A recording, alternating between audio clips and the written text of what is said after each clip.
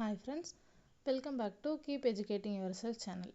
இன்னைக்கு நம்ம வீடியோல 11th ஸ்டாண்டர்ட் எத்திக்ஸ் புக்ல இருந்து உங்களுக்கு தெரியுமா பகுதி தான் பார்க்க போறோம். இந்திய மொழிகள். இந்திய அரசியலமைப்புல 22 மொழி அட்டவணை மொழியா அங்கீகரிக்கப்பட்டிருக்காங்க.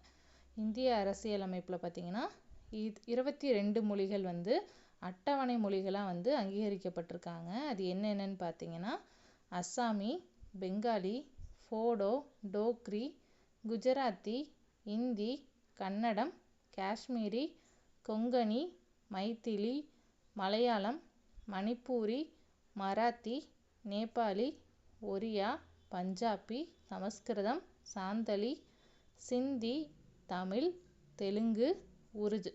ஓகேங்களா? இந்த மாதிரி 22 மொழிகளை அட்டவணை மொழியா அங்கீகரிச்சிருக்காங்க.